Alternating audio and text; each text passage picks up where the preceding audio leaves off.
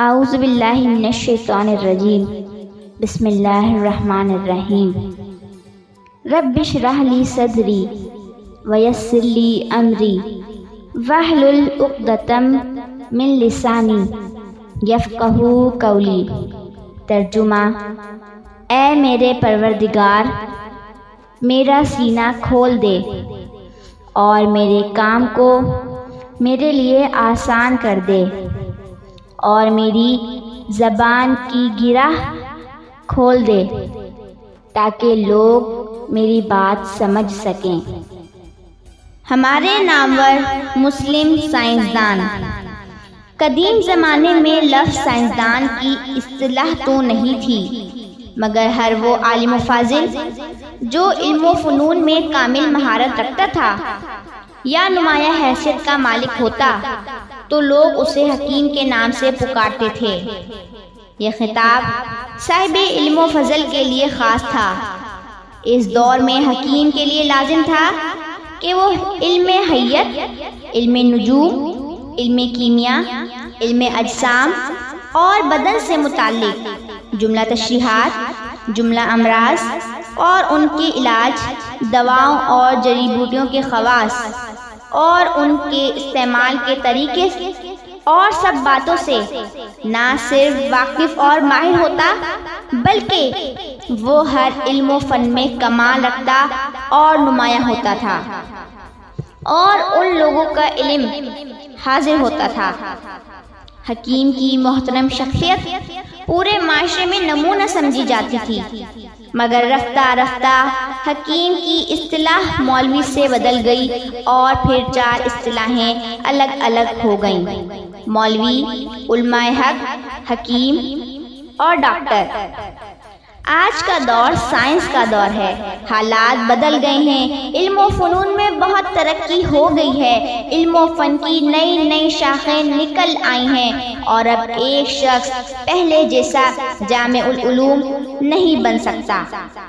آج کالجوں میں ایک شخص صرف تجربے اور مشاہدے کرتا ہے، مگر ذوق و شوق سے نہیں، صرف امتحان میں کامیابی حاصل کرنے کے لیے اور بس، کچھ بھی نہیں۔ قدیم دور میں ایک حکیم مکمل سائنسدان ہوتا تھا، وہ نہ محتاج ہوتا تھا اور نہ ہی دنیا کے پیچھے بھاگتا تھا، بلکہ دنیا اس حکیم کے پیچھے بھاگتی تھی۔ مگر آج کے دور کا طالب علم اپنی ڈگریاں لیے ادھر ادھر دوڑتا پھرتا ہے اور کوئی اسے پوچھتا بھی نہیں۔ سائنس کے موضوعات پر بے شمار بہت سی کتابیں لکھی گئی ہیں، لیکن قرآن پاک جیسی عظیم مقدس کتاب اور سائنس کے موضوعات پر قرآن پاک جیسی کتاب نہ تھی، نہ ہے اور نہ ہوگی۔ بس ہمیں قرآن پاک جیسی مقدس کتاب کو سمجھنے اور عمل کرنے کی ضرورت ہے۔ اللہ تبارک و تعالیٰ توفیق دے۔ مسلم سائنسدان کے کارنامے۔ سائنس دراصل ہے ہی مسلمانوں کی میراث۔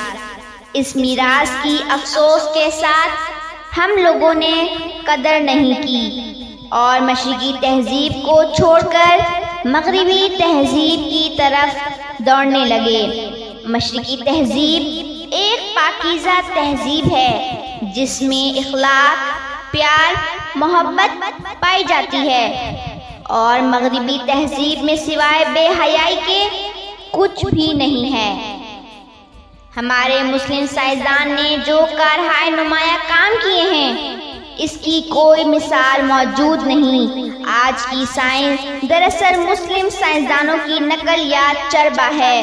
یہ بات کرنے کا خاص مقصد یہ ہے کہ ہم اپنے بڑے بزرگوں کے کام اور کارناموں سے واقف ہو کر اپنے حوصلے بڑھائیں تاکہ قومی سربلندی کا جذبہ ابھرے، اور علم و فن کو اپنا سرمایہ سمجھیں تاکہ یورپ اور امریکہ کے دانشوروں کی عقل مندی کا خود ساختہ غرور ٹوٹے، اور اہل مسلمان اپنے بزرگوں پر فخر کریں تاکہ ہم لوگوں میں احساس کمتری پیدا نہ ہونے پائے۔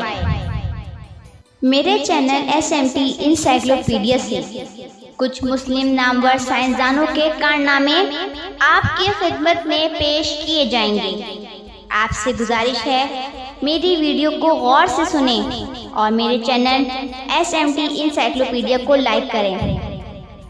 اس سلسلے میں ہم آپ کے سامنے سب سے پہلے حضرت امام غزالی رحمۃ اللہ علیہ کے بارے میں بیان کریں گے۔ عموماً لوگ حضرت امام غزالی رحمۃ اللہ علیہ کو صرف ایک عالم کی حیثیت سے جانتے ہیں، جبکہ امام غزالی رحمۃ اللہ علیہ ایک حکیم بھی تھے اور ایک بہت بڑے سائنسدان بھی تھے۔ ان کے متعلق ہم اپنے چینل SMT انسائکلوپیڈیا پہ بیان کریں گے۔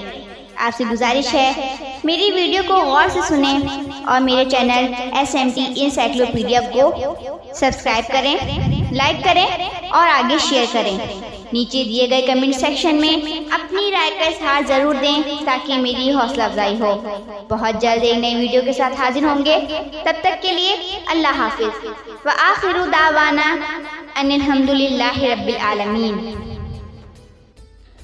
دو جہاں میں تھا ہی کیا تیرے سوا، دو جہاں میں تھا ہی کیا تیرے سوا، کیا خدا دیتا مجھے تیرے سوا۔ ہاں مجھے کچھ بھی نظر آتا نہیں، ہاں مجھے کچھ بھی نظر آتا نہیں، اے جمال مصطفیٰ تیرے سوا۔